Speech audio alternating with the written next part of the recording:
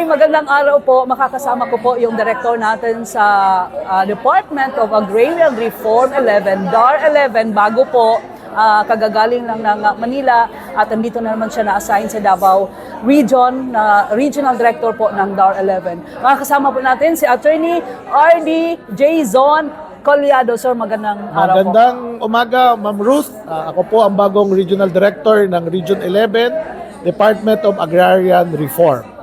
Sir, as bagong RD po ng DAR, sir, alam naman natin, no, pag sabing DAR, it talks about land, it talks about yuta, no, mga properties, land properties dito, no, under sa trabaho, function po ng Department of Agrarian Reform. As bagong director po ng RDs ng DAR, sir, ano po yung mga policy na ipapatupad natin and ano po yung mga project and programa na ipapatupad niyo po? Basic po is yung utos ni Secretary sa aming lahat sa departamento na ilapit ang gobyerno sa mga Pilipino. Ilapit ang DAR sa mga ARBs, sa mga magsasaka. So, ganun po ang gagawin namin. At dahil napansin ko ho ang aming opisina sa regional office, ay medyo madami na rin ang pending na mga cases. At dahil tayo ay isang abogado rin, iyan po ang aming tututukan para mabilis ma-resolba, para mag-move on na tayo. Pero kung hindi man nyo nagustuhan yung magiging desisyon, may mga remedies pa ho tayo. Pwede pong iapila sa Office of the Secretary, pwede rin ho sa korte, pero ang importante ho sa amin is maayos namin yung problema at kung sino man po yung magsasaka na nandun at mabiyayaan, pwede na niyang gamitin. Attorney, what cases are you referring? Kasi marami kaming agrarian law implementation. Yeah. So it is landowner versus farmers or farmers against farmers. At very seldom, landowner versus landowner. Okay. So lahat yan may rights and responsibilities. So it is our job, especially me as RD, na ayusin yung facts. Okay. Once maayos namin yung facts, we decide. Then pag the-decision na yan, it would create a right between the farmers and the landowner or among the farmers. Ngayon, madidetermine na natin, pwede na silang magsaka at pagyamanin ang kanilang lupa. Oo. RD, ilang kaso po ito na kailangan natin i-resolve and do you have timeline to resolve these cases po? Actually, ang report sa akin is nung nag-assume ako, may 300 unresolved cases. So, ang gagawin ho namin is mag-strategize kami, catch-up plan, para maubos. Ubusin namin hanggang end of the year. Okay. So, end of the year yung ating timeline. Yes. Oo. Mga ilan nga itong kaso, attorney, at saan-saan po ito mga lugar po? Nasa 300 cases, pero kalahati doon isang land holdings lang. Okay. So once maayos namin yan, madali na lang tapusin. Pero sabi ko nga is bilisan kasi nakakahiya sa mga aming mga magsasaka. So ang utos, bilisan, tapusin.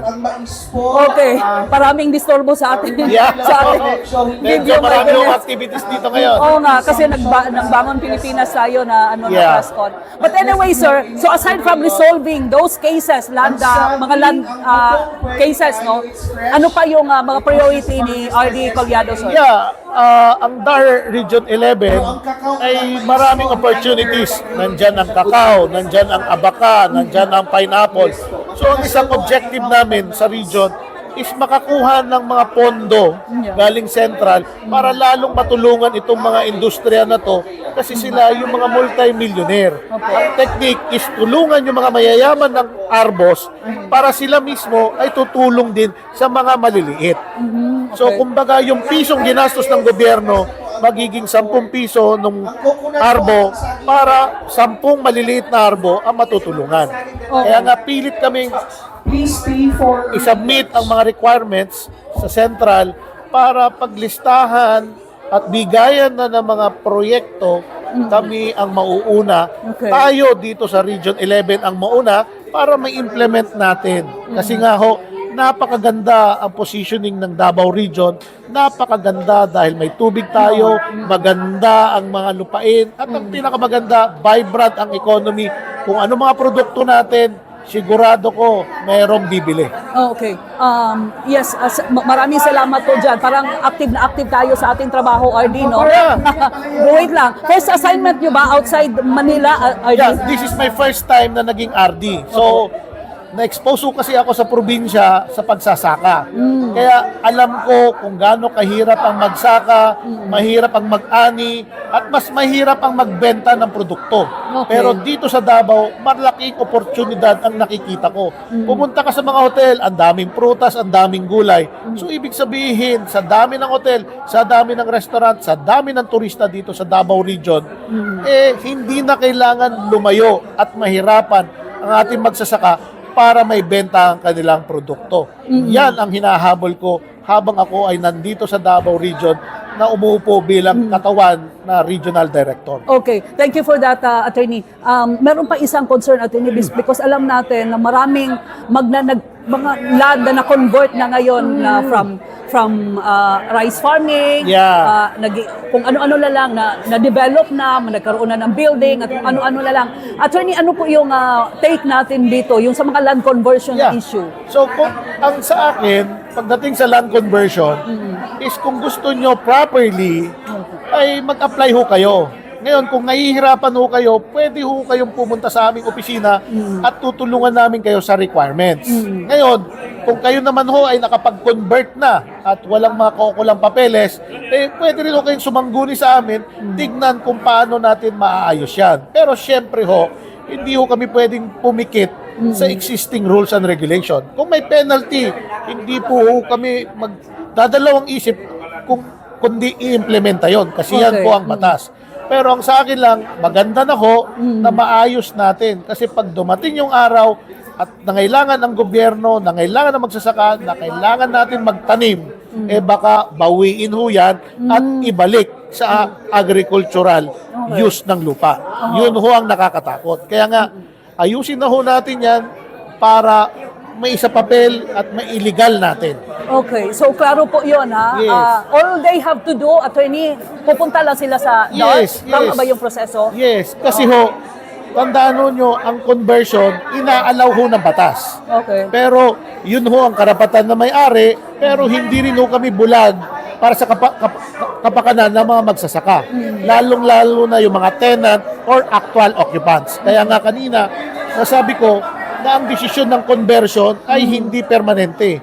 Meron na paloob doon ng mga kondisyones na kailangan to pa rin ng landowner. Okay.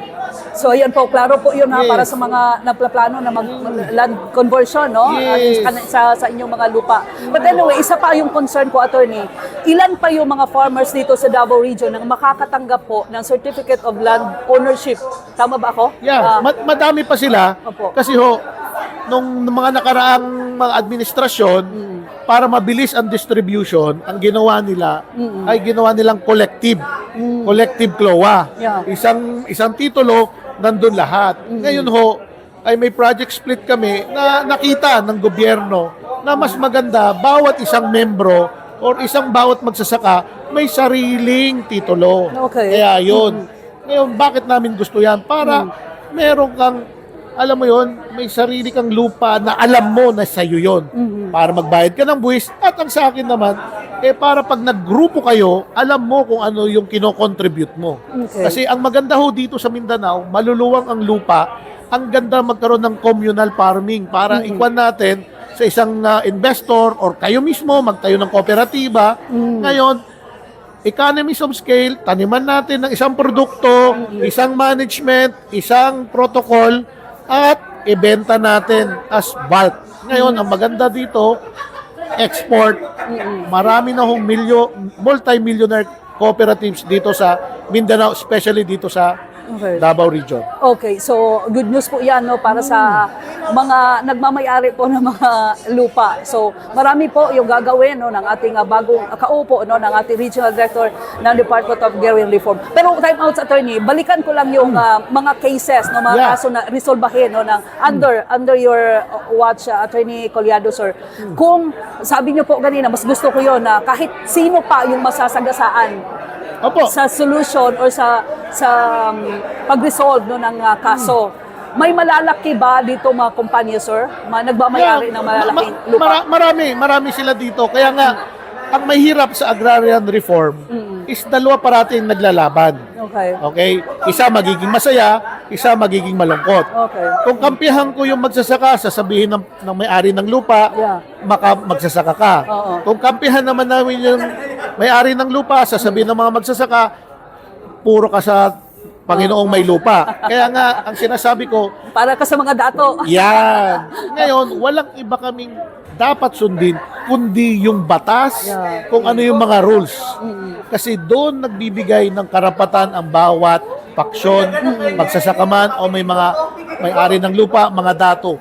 Doon ho tayo tatahak. Kasi hindi ho tayo pwedeng magkamali dahil may batas tayong sinusundan. Alright. Ngayon, kung hindi man akma sa inyong mga sitwasyon yan, pwede naman ho kayong kumausap sa aming departamento, sa central office, na pwedeng baguhin yung policy. Okay. Kasi doon ho kami sumusunod ang polisiya ng departamento. Kaya kung ngayon po, wala pang bagong policy, sundin ho namin lahat yan. Okay, so klarong-klaro po, no, paliwanag ng ating RD, Regional Director po ng Department of Agrarian Reform 11. Sir, kailan ka lang dito, sir? Hindi, nandito ako most of the time. Nagkataon lang ho na may trabaho din ako sa Manila na ang kwan ko ay clientele relations. So, Okay. ang clientele relations ay isang mabigat na trabaho kasi pag may nagrally ho sa central office, kami ho ang nag-aayos ng mga problema nila. Okay. Kaya nga masaya ho kami ngayon sa central office kasi si secretary dinidesisyonan na ang matatagal ng mga kaso. Okay. So meron ng tuldok pagdating sa usapin agrarian.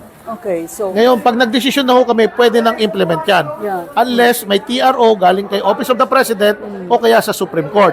Pero pag wala ho yan, tuloy po ang aming pagbibigay ng lupa. Okay, so tuloy-tuloy po yung pagbibigay ng lupa. Yun po yung assurance natin mula sa ating bagong Regional Director ng DAR 11, Attorney Jason Collado. Attorney, daghang salamat, sir. Thank you, ma'am. Thank you, Thank ma'am you, Ruth. sir. At kunin ko na rin tong oportunidad Yeah na po. to. Kung meron po kayong mga katanungan or mga reklamo o klarifikasyon, nandyan po ang aming opisina. Meron ho kaming municipal, nandyan po ang MARO, mga probinsya po, may provincial, at meron din pong regional office. Ngayon, kung hindi ho kayo masaya dahil tingin nyo may pinapanigan or hindi man kayo naasikaso, pwede ho kayong sumulat, mag-text or mag-email. Alam nyo yung 888 o kaya Ease of Doing Business. Yan po, sinasagot po, mandato po ng opisina namin, agad-agad masagot, agad-agad magbigay ng tugon. Kung kulang man po yung impormasyon nyo, may kukontak po sa inyo para malaman kung anong problema at i-refer ho kayo sa tamang opisina, kung region man o kaya province, para masagot po. Kasi po, usapin ng lupa, marami hong problema, pero pag nalaman ho namin kung ano po yung tamang facts, Yeah. kung ano ang paglatag, kung ano yung problema, madali na lang hong desisyonan dahil malinaw na po ang aming mga polisiya sa DAR. Okay, so I think this is a good venue po para nasabi ni Attorney Jason Collado, yung bagong director natin sa DAR, kung ano yung dapat gawin, lalo na yung sa land conversion, kung ano mga proseso, at saka yung pag-release ng CLOA. And yung topic na mga cases na matagal nang nakabinbin na kailangan resolbahin, i-resolve po under the leadership of Attorney Jason Collado, ang RD po ng DAR. Attorney, daghang salamat. Mabuhay po kayo. Salamat, Ma'am Ruth. Salamat sa inyong lahat. Yes, yan po yung istorya ta. Bye!